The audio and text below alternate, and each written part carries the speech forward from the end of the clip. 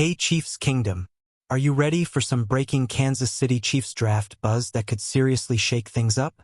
Because what I'm about to tell you might not just be another rumor. It might be the beginning of a sneaky, under-the-radar move that could redefine this defensive line in 2026. There's a name flying under the radar right now, but trust me, it won't stay quiet for long. And if the front office in Kansas City is already making moves behind the scenes, then you know something big could be cooking. So stay with me because we're diving deep into this rising prospect, why the Chiefs are interested, and what this could mean for the future of the defense. And I want to hear from you. Could this be the next hidden gem in red and gold? The latest buzz confirms that the Kansas City Chiefs are hosting Louisville defensive lineman Rene Konga for a top 30 visit. Yeah, you heard that right. Private meeting. One of those moves teams make when they're seriously considering pulling the trigger. This isn't just a casual look. These visits are reserved for players the team is genuinely evaluating as potential draft picks. And when the Chiefs bring someone into the building, it means they see something. But here's where it gets interesting. Konga isn't one of those headline names everyone's been talking about. Not yet. And that's exactly what makes the story so intriguing.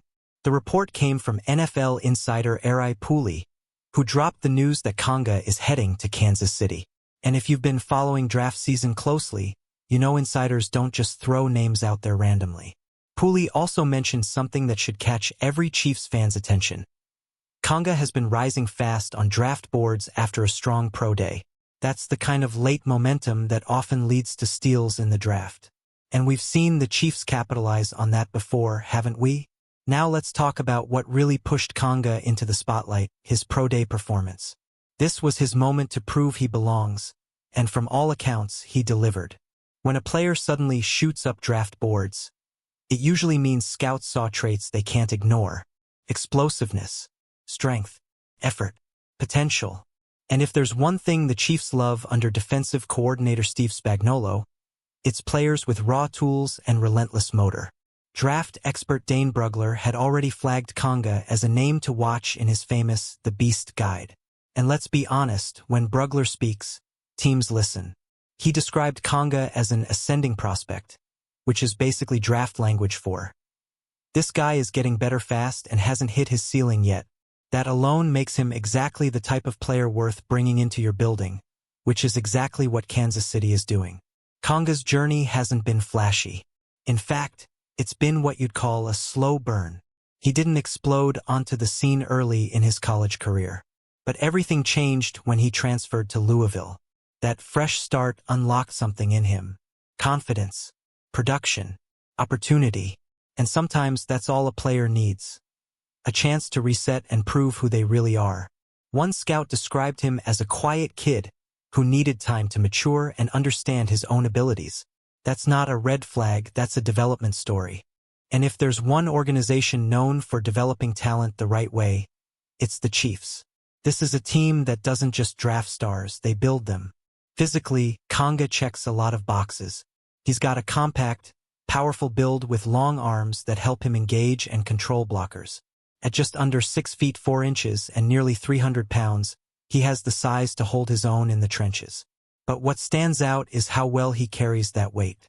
That combination of size and movement is exactly what teams look for in versatile defensive linemen. Now, let's talk about his playing style. Konga can sometimes pop upright off the snap, which isn't ideal. It can get him stuck on contact. But here's the flip side. He has the strength and hand usage to recover and still make an impact. He uses quick feet and strong swats to disrupt blockers, which shows raw technique that can be refined at the next level. His closing speed isn't elite, and that does affect his sack numbers. But that doesn't mean he's ineffective. In fact, his impact shows up in other ways, especially against the run.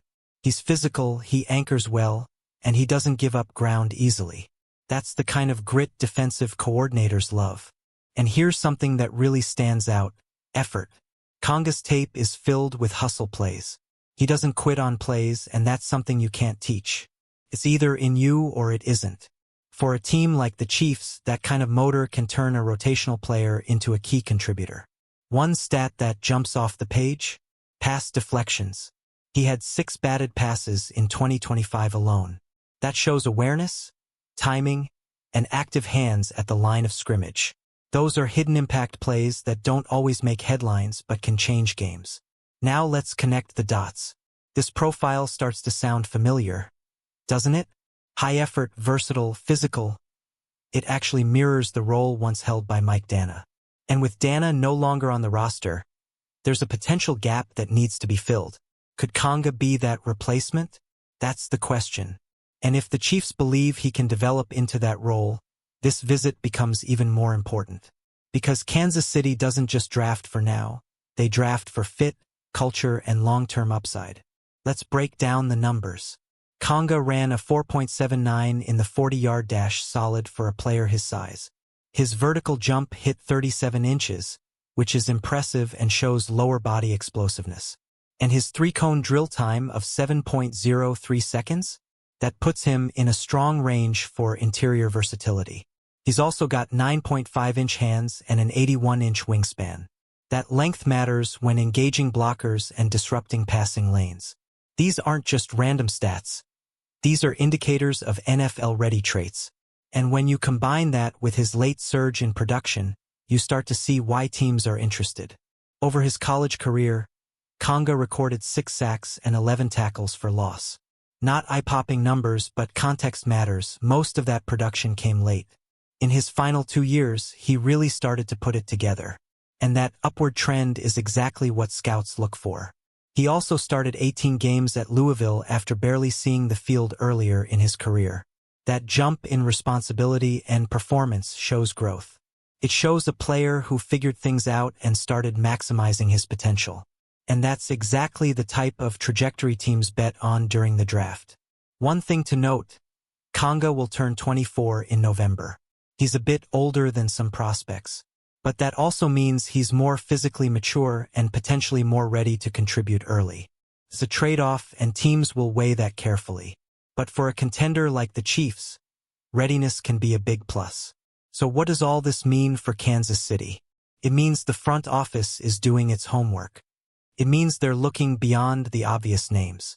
And it means they might be targeting another hidden gem to develop into a key piece of the defense. Chiefs Kingdom, I've got to ask you, what do you think? Is Rene Konga a smart, under-the-radar move? Or should the Chiefs aim for a bigger name in the draft? Drop your thoughts in the comments, because this is exactly the kind of decision that can shape the future of this team. If you enjoyed this breakdown, make sure to like, subscribe, and share it with every Chiefs fan you know.